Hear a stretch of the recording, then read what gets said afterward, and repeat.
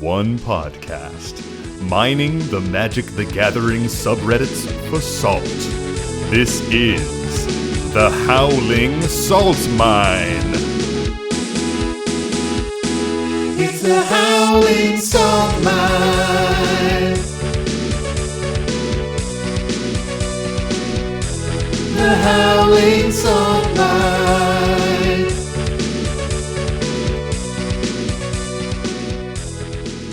Welcome back, everybody, to another episode of the Howling Salt Mine podcast, the podcast where we delve into those salty, salty mines of the Magic the Gathering community, find the saltiest stories, those salty confessionals that we love, haul them back up in our mine cart, and share them with you, our dear prospectors. As always, I'm your host, Sam, and I'm joined today by my co-host, Mike. Say hey, Mike. Hey.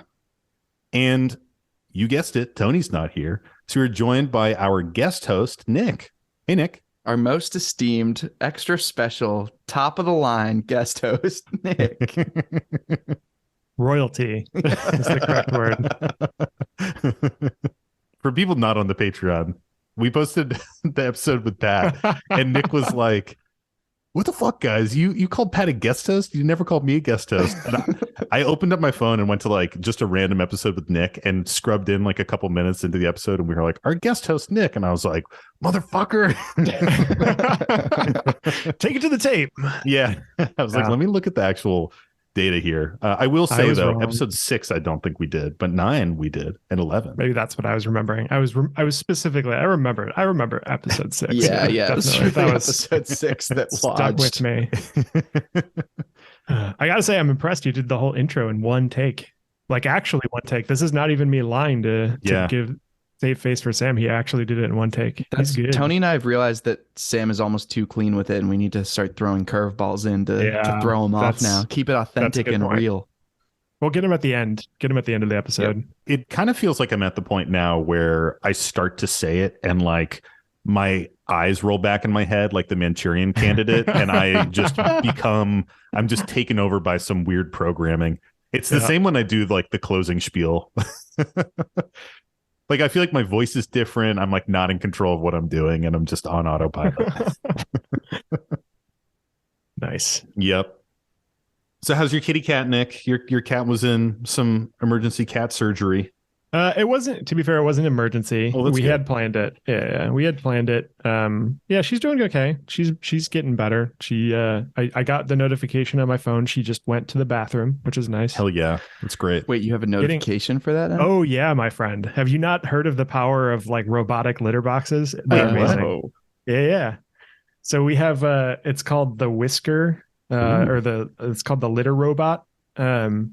And basically it's like one of those automated ones. So like when she goes in it, she'll like trigger it, and then it like waits like 10-15 minutes until after it no longer detects her, and then it basically like the whole kind of drum of it rotates, and it filters out the litter, and then it rotates back to put the litter back in place. That's the one Pam from The Office is always in the ads from, and I'm so sorry to the actress that I don't know her actual name, but I know she plays Pam. Dude, she's listening right now, and she's fucking flipping out. She's mad. Yeah, I doubt it, but if she is, I'm sorry. Yeah. Anyway, the super fancy thing is it's connected to the Wi-Fi. And so I have an app on my phone, and I get notifications every time my cat goes to the bathroom. Wow. We're living in the future, everybody. That's amazing. I mean, truthfully, that is really useful when you need to like monitor your cat's health. But also like, that's where we are as a society. This is an option available to you for the low cost of like $300. So Mike and I are on that pellet breeze system, dude. And I got to say, it's pretty fucking awesome. It's a breeze. The pellets are great. You don't have to deal with litter. I mean, it's pretty good. Yeah. Litter is the downside. Like we moved her litter box to the basement a while ago, and that was such a great decision. But even still, she manages to track like upstairs. Yeah, I got to do that at some point. But like my basement has mice in it and just is kind of gross and creepy and old. And like, Zucchini will hunt those mice. She'll get them. But I don't really want her like eating weird mice that might have eaten like, I don't know, my neighbor's mouse poison or something, Yeah. Yeah, that's fair. I don't even think she would eat it. My cat Zucchini, I love her so much. She's 11. She's caught 2 mice in her entire life. And one we only think that she caught, and we're not really sure. This is in like our old apartment in Providence. And one day it was like in the summer and I was like, man, the room kind of stinks. Oh And no. my wife was like, yeah, it smells weird. I was like, do you think the cat peed under the bed or something? She's like, yeah, I don't know. It's like, oh, it smells weird over here. And I like moved this suitcase that was under our bed. And there's just like Oh this no. dead, like mummified mouse behind it. And it's tiny. It's like super, super tiny.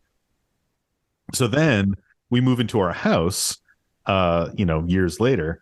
And people hadn't really been living here before we moved in. Like the other people had already got a house, the people who were selling it. And it's a fucking old house. My house was built in like the 1800s. It's very old. So there's definitely mice here. and like we move in and, a few weeks in, maybe a couple weeks in, we wake up and there's just a dead mouse on the floor. And it's big, like a big fucking mouse. And Zucchini is like so proud, so stoked.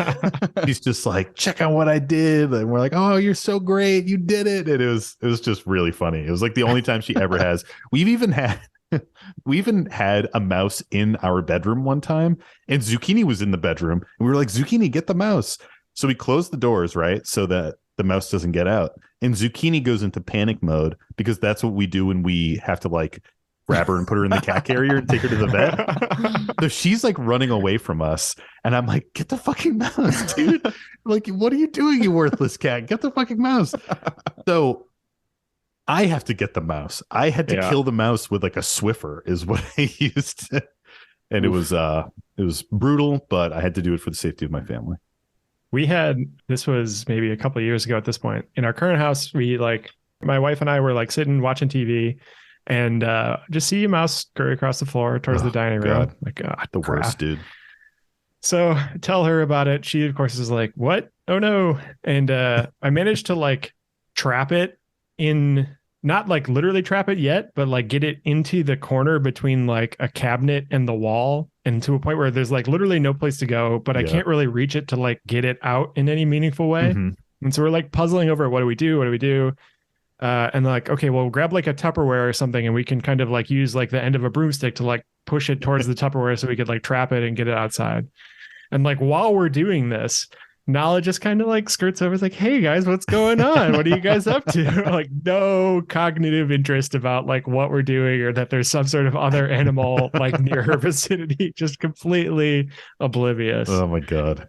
Yeah, it was fun. Anyway, like I like moved the cabinet, and my wife had like the lid of a Tupperware that we were going to use to like trap it into the like bottom half of the Tupperware. And so the mouse scurries towards her, like out the exit. And of course she panics and she just drops the lid. And just by luck, the lid drops on top of the mouse. So the mouse is like flat underneath the lid. And like there's like enough room on the lid that it's not like smushing it, but it's still like stuck, it's not going anywhere. And so now it's like, well, now what the fuck do we do?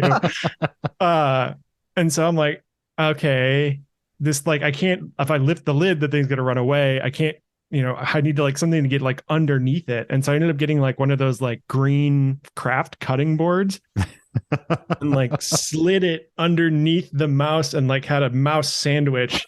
And then I like walked it outside and I just yeeted the thing into the woods. Oh my God. Amazing. Well, salt, maybe little salt, just a little salt. How about some salt? Yeah, we're here to talk about salt, guys. We're here to talk about Magic the Gathering. Certainly not anything else. You may be fooled, but this isn't a podcast about cat litter. This isn't a podcast about killing mice. This isn't a podcast about food, referring to our last episode, not that we're eating mice or anything. This is a podcast about salty stories, and we're going to get into that. But Sam, what is salt? Ooh, nice, Mike. That's a great question. Salt is frustrations in the game. Salt is really anything that happens in a Magic the Gathering game. Maybe you're playing EDH. Maybe you're playing head-to-head in like a 60-card format.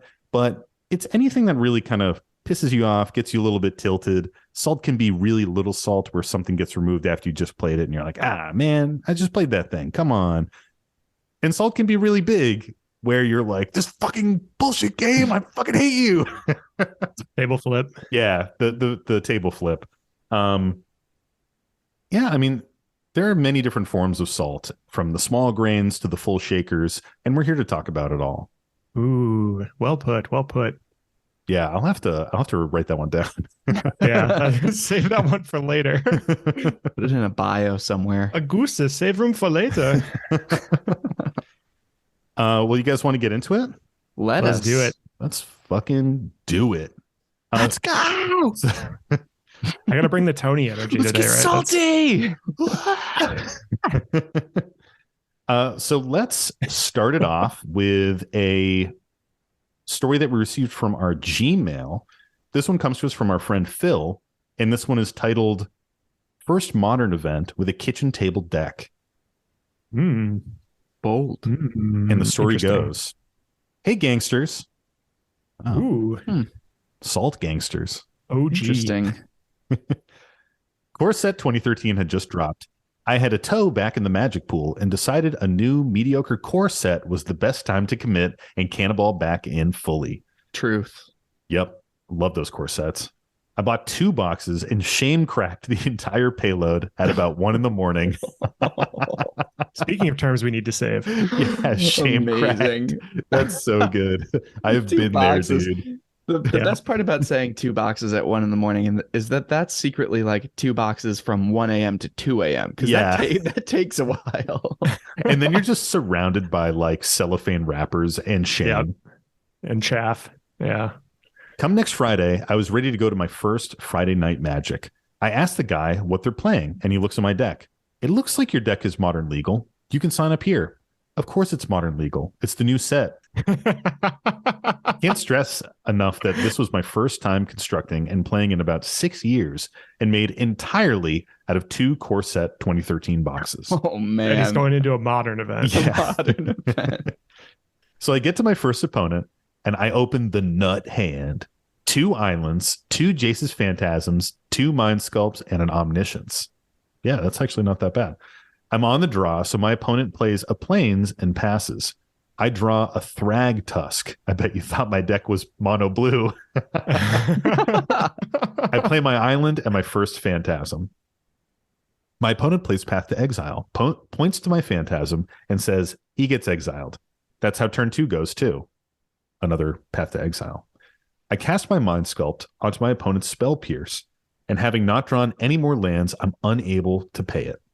I lose pretty hard, easy to guess. So we shuffle up, and game 2 goes no better. As I'm putting my stuff away, the guy hands me Path to Exile and says, by the way, you could have gotten lands when I pathed your creatures. Oh. Ooh. So scummy, dude. Oh, Ew. scummy. There's a rule nowadays that says any benefits your opponents might get in that regard has to be made clear. That was not a rule at the time. Or if it was, I didn't know about screaming judge in a crowded room to get everyone to start whispering. So I left my first Friday Night Magic thinking maybe I'll just keep buying for a while. One day I found a Commander Precon, 100 cards, and it's a deck, and convinced a couple friends to try it with me, and the rest is history. And then there's a little PS here. Love the show, guys. Moved back to Michigan recently with a very long commute, and your episodes help it sail by. Wonder if he's near Tony. Looking into some merch pretty soon here as well. Hell yeah, get that merch. Get that Congratulations merch. on all the success you guys are seeing. You seriously deserve it. Oh, thanks, dude. Thank you. Appreciate that, Phil. Wow. So all modern players are tryhards, right? Is that the takeaway? The major, that's like majorly scummy, dude. Especially like scummy. Stuck on mono blue. I can't imagine that Jace's Phantasm was like a meta indicating card too, right? So like even if you didn't know the player, know the deck, I feel like you could pretty quickly figure out that this person is not coming, with like your $1,000, $2,000 budget, modern meta breaking deck. Yeah. And you still have the audacity to just be like, oh, yeah, and Path to Exile, by the way, there's another clause here. Yeah, there's something a little bit more on this card, actually. Maybe this is just my experience in like LGSs, but there's usually a little more like chit chat during the game too, of like, oh, how long have you been playing? Like that is the go-to standard question that I see people like try to kick off a conversation with. It's kind of the temperature gauge too. If someone doesn't really want to talk to you very much, they'll be like, a bit. And you're like, okay, I'll play my land. And go. Asked and answered. All right. Yeah. Okay. But like, to maybe constructed events like a modern event are a little different than that, but it's just I'm so sorry to this person for having that experience. It's such a terrible way to try and get back into the game too. So many people failed at so many points, like the tournament organizer being like, yeah, modern is the format for you. Like the opponent being like, fuck you, get pathed and don't know what it does. Yeah, let's like, half resolve this. Yeah. And then a little bit, this player where they're like not reading the cards that their opponent is casting against them, which like, you can't be blamed, especially when you're just getting back into a game. It can be a lot. It's overloading. It's confusing. There's this tournament setting. Like there's all this stuff going on. But, it is still your responsibility. You should try and read the cards. And I'm glad that the 100 card format, the commander, was a cleaner on-ramp than jumping right back into the deep end of modern for you. Well, and like, when you're a newer player, right? Like it is intimidating to question somebody who is more experienced, to be like, oh, can I read that? What does the rest of that say? Like, I would feel uncomfortable in that place, especially if I'm sure it was probably like path that's exiled, remove it. Yep. And then he moves on to the next thing without continuing, right? Like there's no real like, there's probably not a spot to like interject there to say, oh, what does that do? Like, what does that cost? And especially if they're like clearly bringing a bad attitude to the game in the first place, like, man, that's an uncomfortable situation to be in, and I sympathize. But man, what a shitty thing to do. Yeah. Also, they're probably pretty garbage at the game if they're pathing turn 1 Jace's Phantasm. Right. Like that's not that intimidating. Also, they did it twice, like 2 Jace's Phantasms. I mean, Jace's Phantasm can get bulky, but only if your opponent has 10 or more cards in their graveyard. Then it becomes a 5/5, which is great. But just like a 1/1 for 1 flying, I don't see that like tilting things too much. But man, it is really an interesting tempo play, giving your opponent 2 additional lands on the first 2 turns. Yeah, that's what I'm saying. They're untapping turn 3 with 4 lands. It's like, okay, yeah, like that's kind of bad. That's a very good point. You said it, but what core set was this? 2013, core set 2013. Okay, so this is like pre-Commander, which is like interesting, right? Because I think like there's a reason why Commander has popularity, and I feel like it is somewhat situations like this where like if at the time, right, Friday Night Magic was very tournament heavy, right? You go to a specific Friday Night Magic event, be it standard or modern, even limited, or limited, right?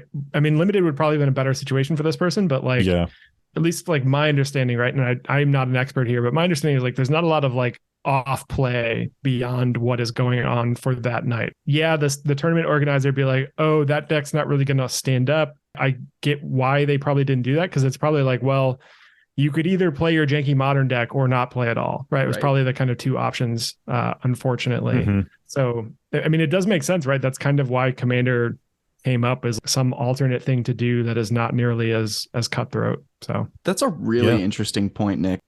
It's one of the major flaws I feel Magic has, where it is a game. It is a core concept of it is this fun thing that you get to play with people. Yeah. And in a lot of ways, 90% of the way the format exists is in this somewhat competitive environment. Like you're finding these standard events, whatever it is. A lot of those events, organized play is really organized around competition. Whereas a majority of what people are looking for when they go to play it, I think, is more the fun kind of goofy nature of resolving fun spells. And Commander is definitely the thing that tapped into that and why it's flourished so much.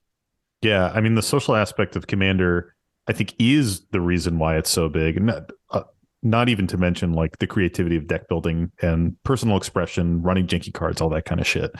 But even just to be able to sit down with 3 other friends and play a game, or if you 3 people play a game, you can do 60 card decks in a 3-way, but it's not quite the same. So I think it really is that kind of like laid back, like casual, just having fun with your friends. Feels more like a board game. And I think that's something you said before, Nick, that like Commander is almost kind of like a board game that everybody's bringing their own pieces to, and they all like work together in harmony.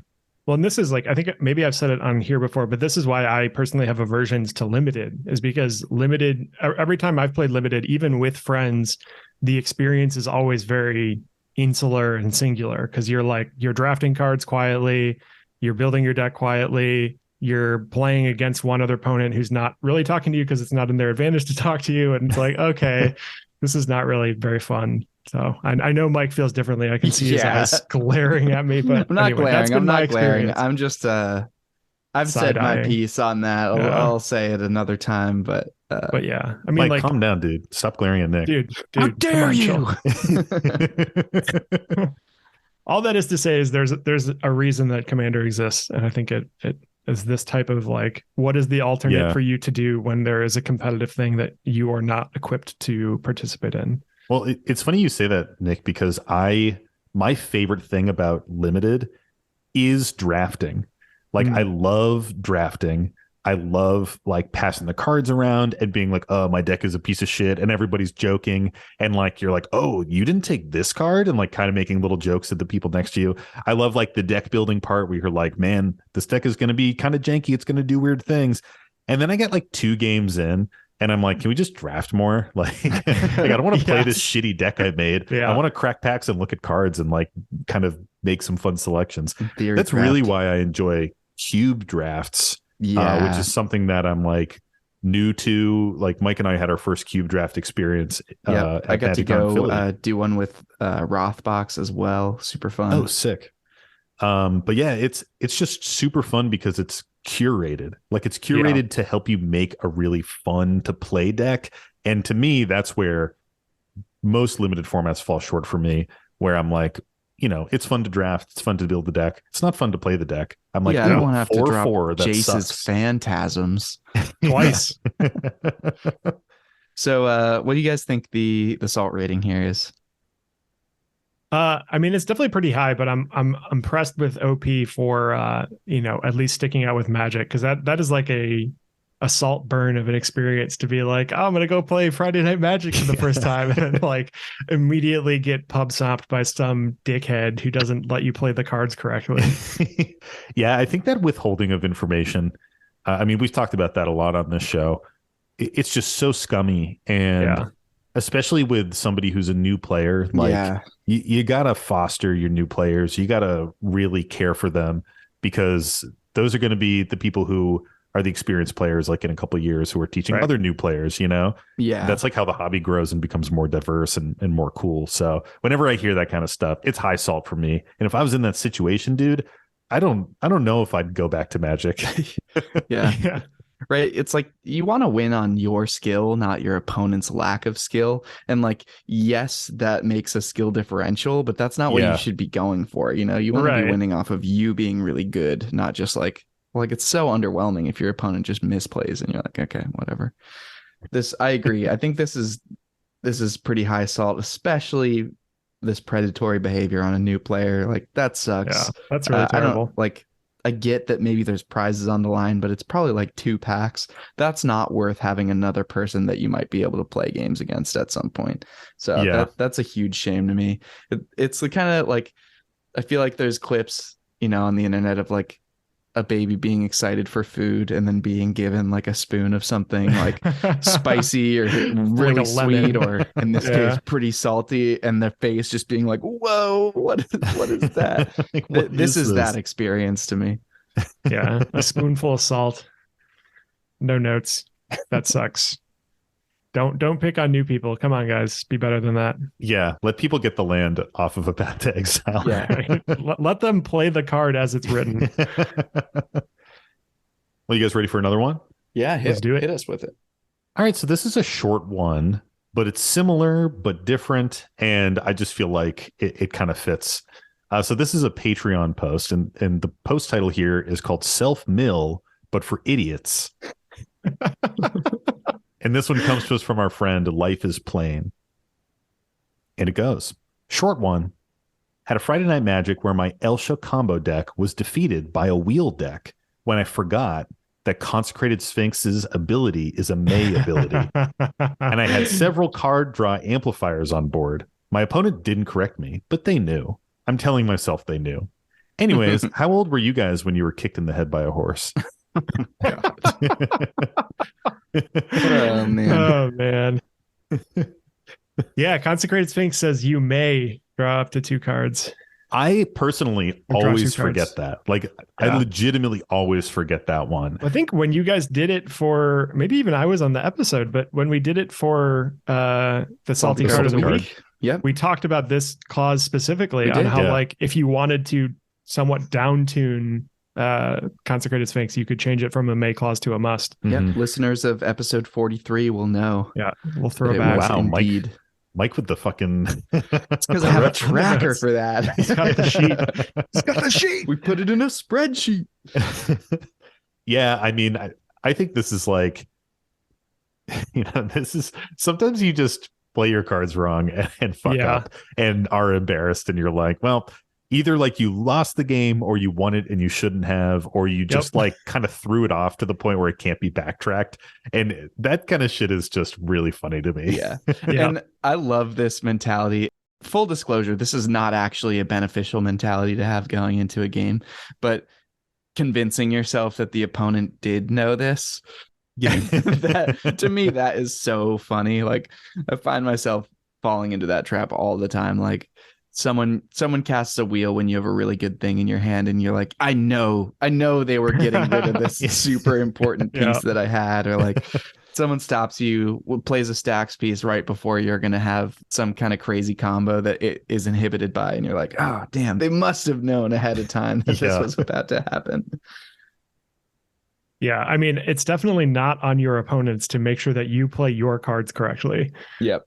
Where it's specifically benefiting you, not this topic. Well, no, but like this one in particular, right, is like you have full, knowledge to read the card, and there's no action for the opponent to take that says the opponent must explain how your card works for you. Yeah. Your cards you need to understand. The opponent's cards they should explain, but your cards you definitely need to understand. Yeah.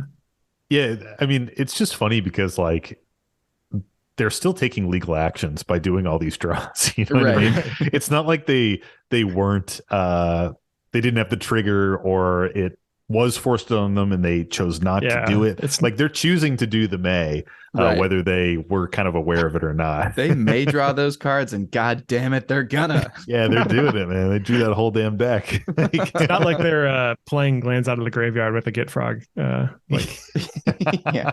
Well, hold on. I wasn't going to mention it, but oh, I was thinking it. Yep. Did we talk about that yet? I think we did. I think we did. I think it's in the my salt that I'm withholding. The stray grains that you'll never ever send to me. Stray grains I refuse to release on principle. No, the lost stray grains. Yeah, the lost stray grains. The super stray grains. The even strayer grains. Yeah. I do think that kind of stuff is really funny, though, because I think that's something that every Magic player can relate to, which is just reading your cards wrong. Mm-hmm. And like sometimes the board state is so complex that you lose track of what things do. Things get cast, things get resolved, triggers get activated, and you're not really like paying attention to your opponent's sequencing or something. I mean, it's a little different when there's only a Jace's Phantasm on the board and you cast Path to Exile. But when it's 4 players and they all have complex board states and you're like, yeah, this thing's happening. Mm-hmm. You're just like, yeah, of course, you're playing lands out of the graveyard. Like, that's what land combo decks do. And then you're like, oh, I actually couldn't have been doing this. And it's one of those things where like part of what makes Magic so interesting, but also so hard to get into to some extent, is that single words matter like leagues. Yes. Like it's almost the meme of Magic players is like, I think, I saw something comparing like Yu-Gi-Oh players and Magic players and Pokemon players. And the blurb for Magic players is like, Magic players will explain how, since it says may here and player there instead of opponent, it actually means that, this effect doesn't happen and that does, and you've lost the game. It's like, it really is the case. This is one word, may. The card could be printed exactly the same. Whenever an opponent draws a card, you draw 2 cards. It's one word that drastically alters how a game happens. So it is something where you really end up beating yourself up about it, but you kind of can't too, because everybody misses a word here and there. Like, it's just so easy to do.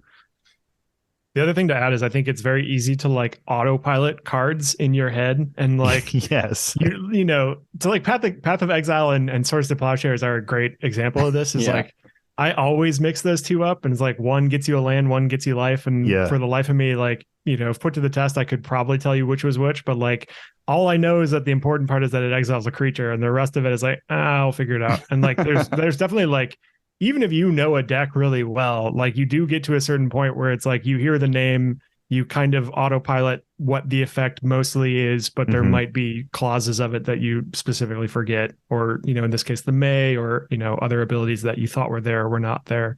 So like it just kind of happens. I think, you know, this case is particularly entertaining. Definitely. Yeah, I feel like I'm always asking to draw a second card off of Esper Sentinel. Like I just can't. I cannot get that in my head that it's not just the Study. First spell. Yeah, I'm always like, oh, are you paying for that? And they're like, I already paid. I'm like, oh, yeah. But with Crom, where it's like you draw on the second non-creature spell they cast, easy, dude. I fucking do that every single time, or second spell or whatever it is. Like I always get that. For some reason, it being the second one, I'm like very aware of it, but the first, I'm like, I get it every single time, don't I?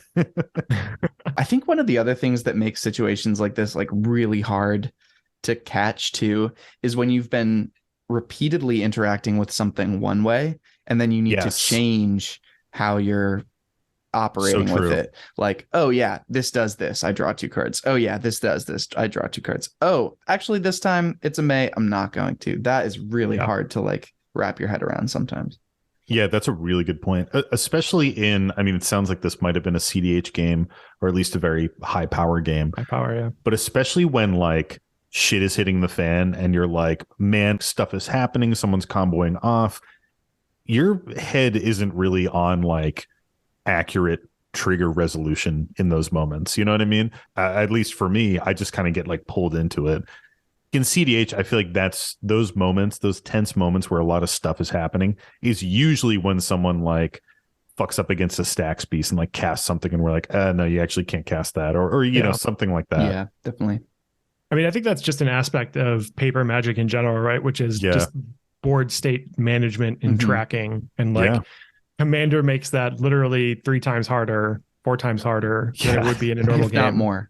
If not more, right? Because you're not tracking just your opponent's board state, but also your 2 other opponents' board states, and your boards are inherently more complex because all it's single cards and yikes. So, dude, I was playing a game a few weekends ago with our friend Emmett, our friend Eric, and then our friend Ian, comedian MTG. He was playing Emmett's Arkelos deck, which is the like turtle where things come in tapped or come in untapped. It was this like crazy spicy combo deck, but the turns were like 20 minutes and I had no idea what was going on. And I just turned to Eric and we just had like a conversation about stuff. But I will say I did listen. I had a Mana Tithe in my hand and I did like listen just enough until he fully tapped out on a Coloring Ritual. And then I countered it with my Mana Tithe. After like a 20-minute turn of comboing, I was just like, counter spell. And I won that game. It was great. You were waiting to find a place to interject that story, weren't you? Yeah, I can tell. Gotta fit that in. Where can I show about my Mana Tithe acclaim? Well, I've got one of those too, just the other day.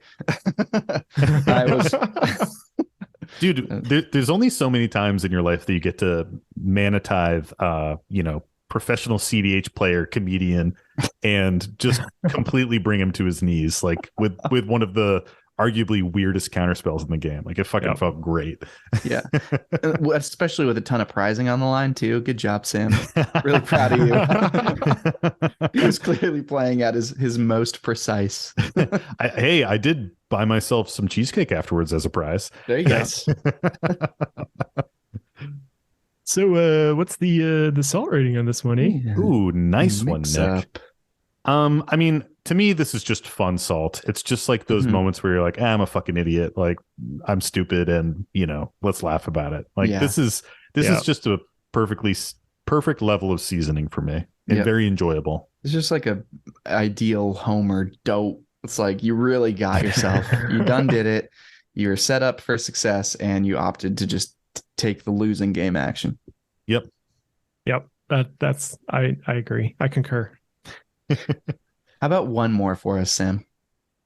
Let's do it. So this is another Gmail submission, and this one comes to us from our friend MTG Daddy. Oh. Ooh. No comment. I'm better than Tony. Tony would have things to say. I'm better than that. I think just by not saying the things and kind of referencing them, everyone implied. knows where we could have gone there. Where could we have gone there? Yeah, where is that location, Sam? Ooh, Daddy. Yeah. Well, it's a good thing we left it unreferenced. We Exactly. No, we didn't. You know need to me. say I'm very good at not stepping over the line when those are drawn. And the post goes, "Hey, you amazing salty miners. Do I have a salty story for you? Just this past weekend, I was at my first ever MTG event playing some Commander and trying out Modern. I've never really played Modern. I still went in to have some fun. After the first 2 matches, going game 3 with my Goblin Charbelcher deck, I still felt good despite being 0-2. Everyone was having fun until game 3.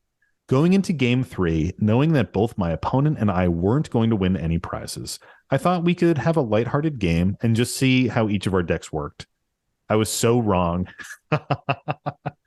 He had a mono blue deck and countered everything. No matter what I played, he would just counter it while flashing in his Snapcaster Mage to swing for 2. So game 1 was a flop.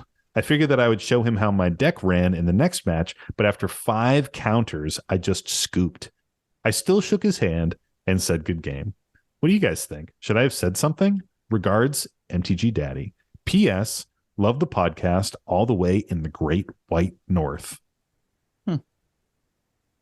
Man, I was prescient there with my Canadian accent when I said we should do the next post. You were? I thought he's up with like Santa Claus. Oh, well, maybe. I mean, that's also that's North the Pole. same place. Yeah. This could be Santa Claus. Is Goblin Charbelcher the deck that's non-deterministic in Modern? Yeah, I think it's like an oops all spells kind of deck. It has tons of MDFCs in it, and you basically like flip through your deck like casting shit for free. And it's kind of this like crazy combo deck. Oh, I thought you just you activated it once and hit big damage. Yeah, but I thought there was Let's something read where it. like, yeah, we should probably read the card. Reading the card explains the card. It does. Good choice. So Goblin Charbelcher says it's an artifact that costs 4 mana. It says pay 3 and tap, reveal cards from the top of your library until you reveal a land card. Goblin Charbelcher deals damage equal to the number of non-land cards revealed this way to target creature or player. If the revealed land card was a mountain, Goblin Charbelcher deals double that damage instead. Put the revealed cards on the bottom of your library in any order. So basically you just like flip through your deck. It's full of very few lands, mostly MDFCs. I think no lands. And you just like, yeah, I think it is no lands. And you flip through the entire deck and then you just blast somebody and kill them. I mean, it's cool. I think it's a cool deck. But getting countered over and over again, should this guy have said something? Like said something in what sense though? Because like, isn't that the other player's deck is to counter spells and win the game? That's a good point. Like, I think even if you had gone into this and said like, hey, let's have a lighthearted game. We both lost. Like, let's just kind of goof around and have a good time. You can't really goof around and have a good time with a mono blue counterspell deck. No.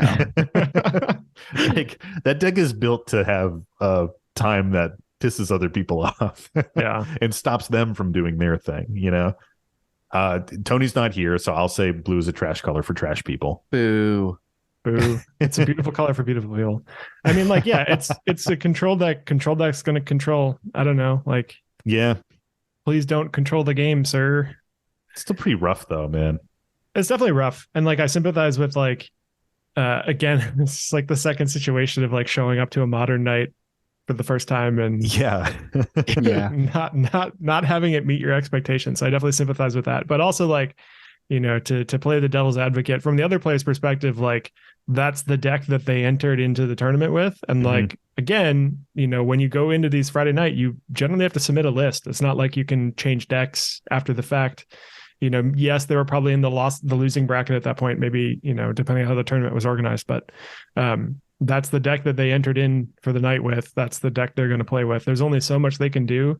And like, you know, to like not do the thing is playing with your food, right? And it's like I can slow play or hold up things, but there's no power level conversations in a tournament like this. And I think it's something that you just kind of have to accept. You're not owed showing the thing that your deck does in an event like this. Like that's a very Commander mentality. We talk about it a lot, being like, you want everybody to get a chance to kind of do the thing. Maybe not every game, but at least once or twice with the deck. Maybe sometimes. Like it's fun to kind of show those different things that can happen in the game.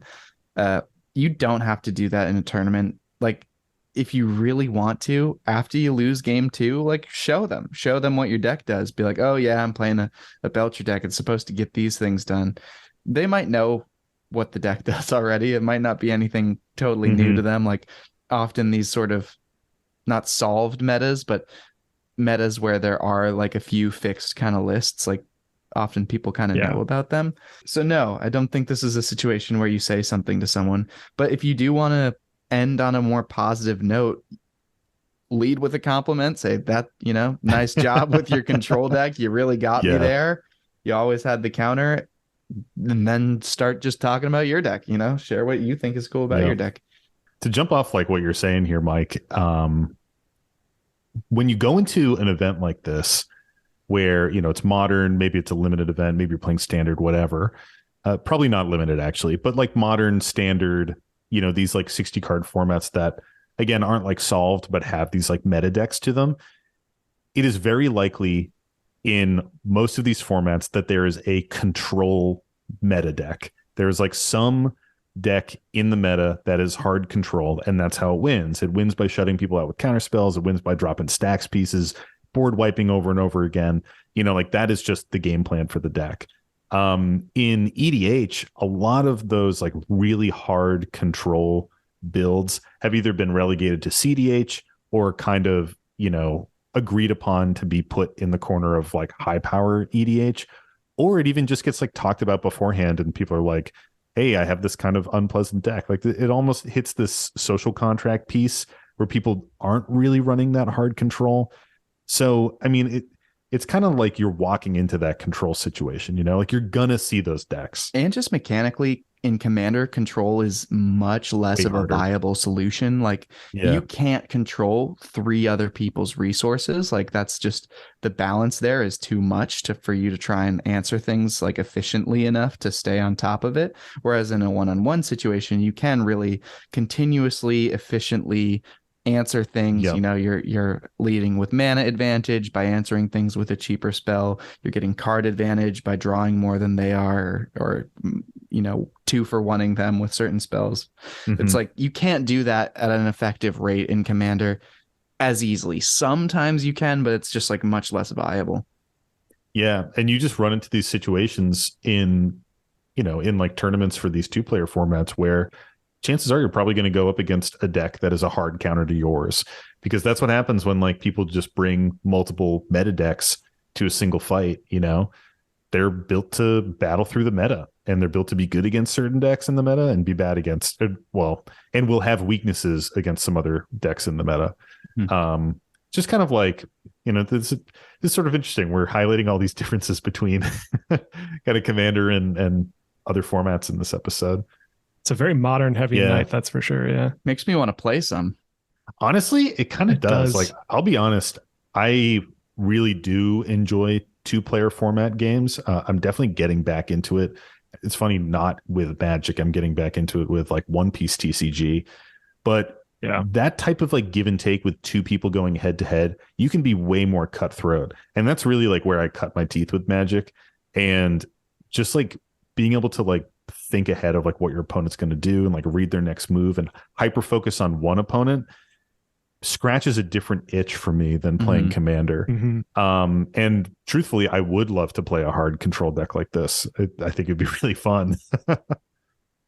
So I agree. I think one of the things that I did, which I haven't played the decks in a while, but I just built like a small battle box of pauper decks. Nice. And like you get the same type of experience, but it costs you like 1/10 of what it would do to do the same thing with modern decks. Like I think I have like 4 or 5 pauper decks. Each deck was like $50 tops. And they're all like, of them, they're all pretty competitive with each other. To go back to your kind of social contract stuff, a lot of the kind of quote unquote off meta stuff that you don't get to play in Commander, like hard control, land destruction. Like I have a mono black land destruction deck that slaps. It's a lot of fun. Even aggro to some extent. Yeah. Yeah. There's a lot of stuff that you can do in other formats that you can't do in Commander, either because the actual strategy is just not viable because it's 3 players, or because it's taboo and people don't like to play that way.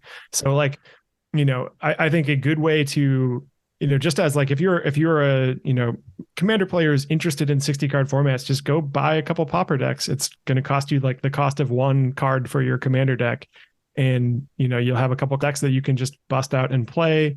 Especially if you like go to like an event or something and you get eliminated early, you can be like, hey, you want to play Pauper? I have a couple decks. Do you want to just slam a couple games for definitely. fun? Like, I don't know. It's a very easy way to do that and like get that same experience of a more competitive 60 card format without having to spend big bucks to do it. And the cards don't rotate. That's usually when I like to play a game of Pile Gow, the amazing game that Mike and I invented, the awesome Magic format.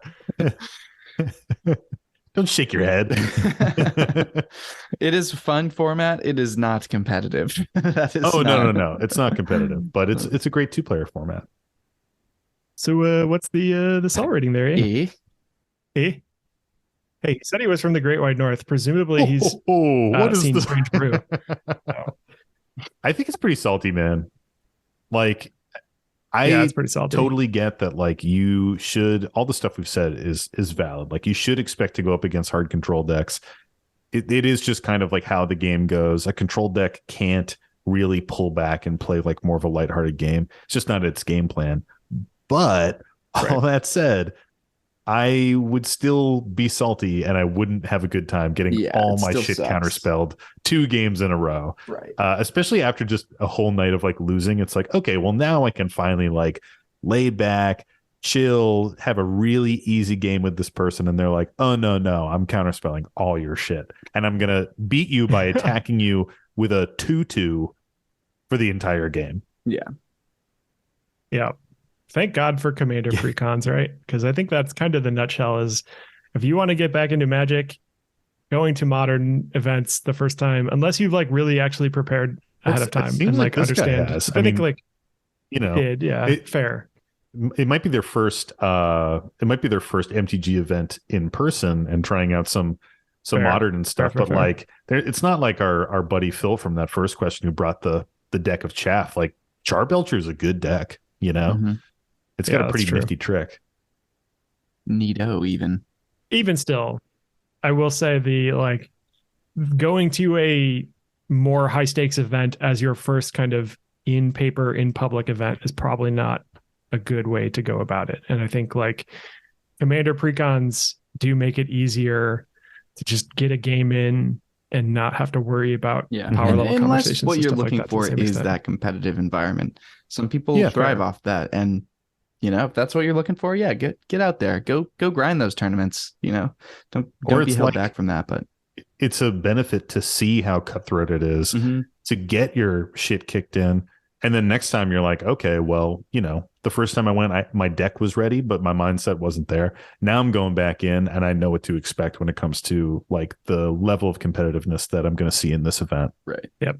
And it is almost like a MTG Twitter mantra too, of like Commander players would benefit from getting some 60 card experience in, which is totally true. Like people should know the base way that the game was meant to be played, which is this 60 card format. It's valuable to know. It helps you with the rules. It's just like really helpful overall, I think, anyway. But you got to be able to have fun even when you go 0-3, even if that sucks. Definitely. Facts. Well, guys, I think it might be that time of the week. Which time? Come on, Nick, you got to help me here. You got to fill in for Tony. I don't know what the line is. What's the line? You got to help us. We I was just going to go, we say, Mike. That's all I know. That's the only thing I know. That's good. Okay. It's the time of the week where we say, Mike, Mike.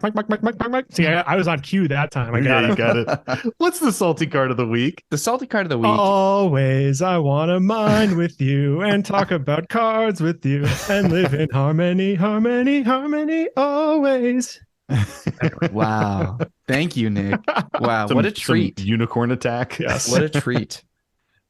The salty card of the week this week is Possessed Portal. It is an 8-mana artifact. If a player would draw a card, that player skips that draw instead. At the end of each turn, each player sacrifices a permanent unless he or she discards a card from his or her hand. That's a stacks piece for sure. That 8 is a mana, stacks though. piece. 8 mana is a lot. This feels along the same lines of like the knowledge pool lock. Yep. Feels So, very similar to would that. this one make you salty, Nick? No, because I like those kind of pieces, and also 8 mana is very expensive. So like 8 mana better be winning you the game. You know, not to repeat myself too much while I'm on here, but like, yeah, that's a card Say that the should line, win you Nick. the game. I mean, it's true. Come on, it's true. Like, are you going to spend 8 mana and just like, you know, get a land? I don't know. Like, No, man. I'm going to send 4 mana, put this in my graveyard, and then trash the treasure and bring it out yeah, there you go. on turn 4 Yeah. and really stacks people out There you hard. go. Yeah, I mean, I think this probably would make me salty. I'll say that I've never come across this card. I'm trying to think of like how to break it other than like cheating it in. I've never really come across it. Draw denial always sucks. And this is just pure draw denial. You know, there's a lot of draw denial out there Yeah. that has a caveat that's like, okay, you can still get your first card or you can still draw Right. one. But this is just maxed like out. no one draws cards ever. Yep. You just So- don't draw on. The card that comes to mind to break this is Necropotence, because Necropotence allows you to put cards in hand and not draw them. Or like having Halton and Paco, just anything that lets you, you know, Impulsive draw cards draw. instead. Yeah. Any red, like a red artifact that could fucking jam this super easily. Yep. The sacrificing stuff, I think that's another thing that you could break parity on with this. Mhm. That probably, the sacrificing piece probably wouldn't make me too salty, but that coupled with the card draw denial is this like you're on a road to resource depletion when you're playing against this. Yeah. The interesting thing about that sacrifice clause is it's sort of meant to be the balance for the card, because at some point Yeah. you're likely forced into sacrificing the possessed portal Mhm. and then everyone's back online again. But if you're breaking that part, then it isn't doing that, obviously. Yeah, I mean, with like the prevalence of tokens these days, it's so easy to just like poop something out every single turn that you can easily sack. Right. I mean, it seems interesting. It doesn't seem so powerful that I would want to run it in a deck, but it's cool. It might make me salty situationally. I don't know. What do you think, Mike? I think I could see this making me salty. I think also the reason I see this making a lot of people salty, or has the high potential for it, is usually if something comes down that really sucks, the answer is you either have an answer in hand or you dig for one. Mhm. And this cuts one of those options away. You just have to have the answer in hand. If you don't, you can't dig for it. You don't have that option to try and draw Mhm. into something. Even if you have more draw spells, more That's a good things point. like that, you're forced into trying to use one of these other options of putting cards into your hand. And not everyone has that. And also, if this comes down, let's say it's a 4-player game, you're player 4, player 1 plays this, you're losing 3 permanents before like you even have a chance to Oh my untap god, dude. and try and do something. Yeah, I'm just like reading it correctly for the Oh, first time. yeah. At the end of Same. each turn, Me too, bro. each player sacrifices sacrifices a a permanent. permanent. Yeah. Yeah, that's fucking really brutal. Okay, I Right. take it back. This will make me Okay, salty. that's Fuck this fair. card. It's 8 mana. Yeah. Hey, it's 8 This card's a mana. piece of shit. It is 8 mana. It's 8 mana. I was like, sacrifice one thing and I can't draw. Like, that's stupid. But Well, yeah, that is great. That's a lot of sacrificing. And that's the other thing you can do with this card. I play this.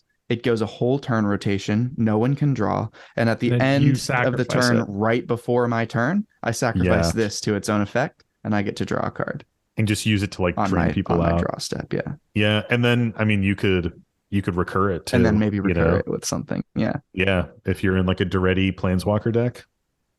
That's a fair point, right? Because it's kind of like if you were to take Torment of Hailfire and pay 3 into it, that's Yeah. kind of what that would be in that case, right? You play Yeah. the mana, everybody sacrifices or discards, free things, Mhm. and then you're okay.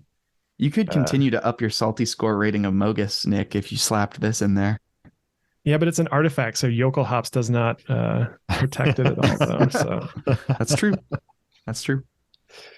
I could rebuild my Duretti Mindslaver deck. yeah, I mean that does That's seem more like realistic. that does Yeah. seem like the type of deck that would want this kind of piece, Mhm, which is like a definitely. high-powered Duretti stacks deck would definitely like it. Or like I said, black has a lot of ways to put cards in hand without drawing them. Like there are ways to work around that clause that you Mhm. have something to discard to it that's not gonna make you sack it. And where do you think this lands on the salty card? So I'm gonna say my guess. No. Let Sam go first because he always wins. Let Nick go first. He always wins. But I do want to talk about it because I have a theory that I want to talk about that I was realizing. Gotcha. But we'll get to Okay. it. I'm going to say it is, let's say 44, Mike. That is my okay. guess. What do you think, Nick? I'm going to go with like I feel like you said that number. I'm going to say 41. Wow. What a piece of Oh. shit. Fuck you. Going so close to me. Well, Sam does get it because it is Yeah. 78. Oh, man. Interesting. Yeah. Interesting. Man, take my guess from this episode and the last episode and fucking flip them, dude. Because I'm like, Well, that's kind of what I All wanted over to talk the about place. is because I have a theory on why some of the cards are where they are. And actually, to answer that, to add to that, Mike, how many decks is this in, at least theoretically, according to EDH Rec? Very low percentage. It's in not even 2,000 decks, just shy of Interesting. 2,000. Yeah. 1969. oh, it's a good year. Good Landed year. on the moon that Great year. year. Good vintage. Good vintage. Just based on how EDH Rec does their surveying for salty cards, you're always looking at the card individually without any sort of context behind it. So like it's just showing you the card, right? If you read the card, does this Yeah. make you salty? But it doesn't say like it is only in these decks. It costs X hundreds of dollars or, X, tens of cents, whatever it is.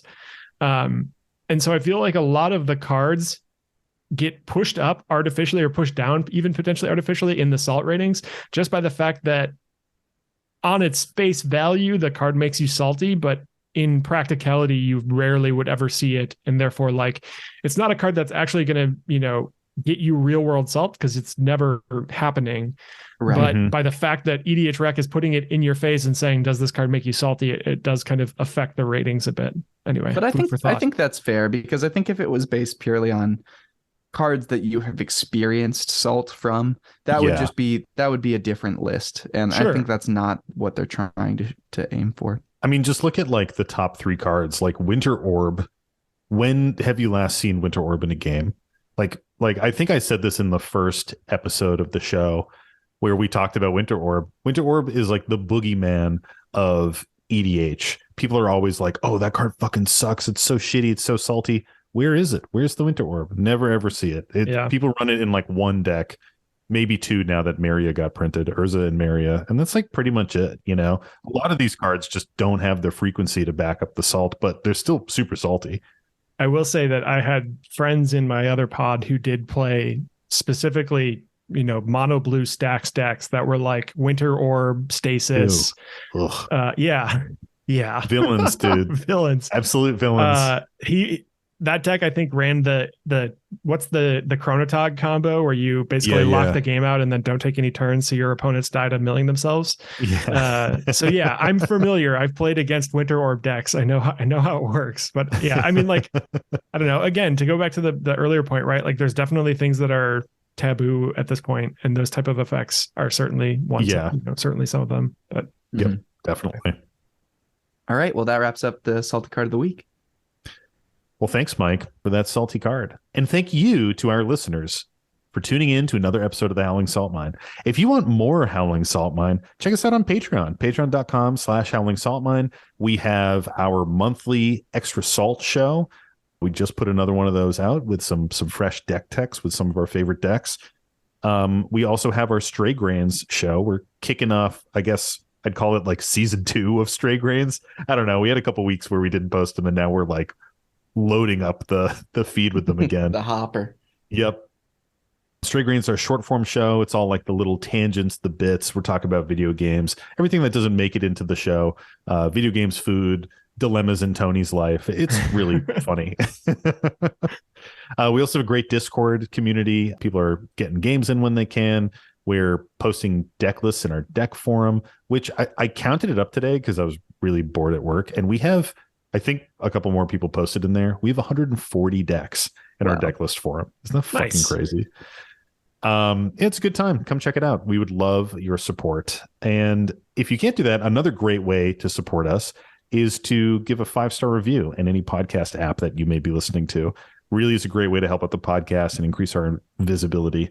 Also, if you have a salty story that you want featured on a future episode, email it to us. Send it to our Gmail, which is thehowlingsaltmine@gmail.com, or DM it to us on any of our social media, Instagram, Twitter, Reddit, wherever.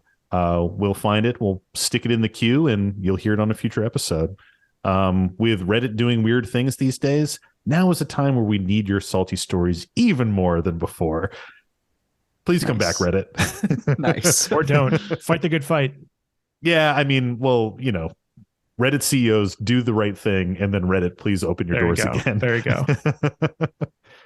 If you want to support the show in a different way and rock some of our swag, we have a bonfire store where you can get some of our merchandise. We've got t-shirts on there, hoodies, crop tops, all the different cuts and sizes that you want with our logo, the podcast logo. We got the borderless on there, and we also have the blue is a trash card shirt, which people love. Trash color for trash people shirt. Trash color for trash people. Lastly, we got to shout out JD Burnett, our amazing podcast artist, for gifting us this beautiful art that we rock every single day, every single week with this show. If you're ever down in Asheville, North Carolina, hit up JD and get a tattoo from him. He's a really cool guy. Nick, thanks for joining us, man. Thanks for filling in for Tony. Thank you for having me. Nick. I am obligated to say that I'm not a full-time member of the podcast and I'm not being paid for this appearance. Everything I say is of my own volition and does not represent the Howling Salt Mine podcast. Now you have to say that every episode. You've cursed yourself to this. That's fine. I'll do it. Oh, man. Do it. Well, stay salty, everybody. And don't forget to draw an additional card during your draw step. It's the Howling Salt Mine.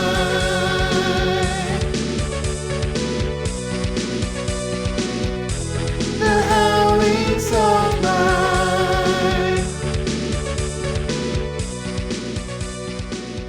What's the salty card of the week?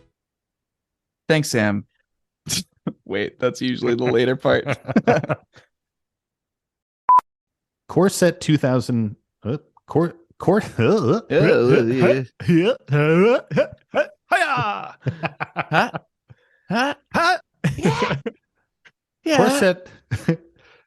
2013 had just dropped. I had a toe. Stop.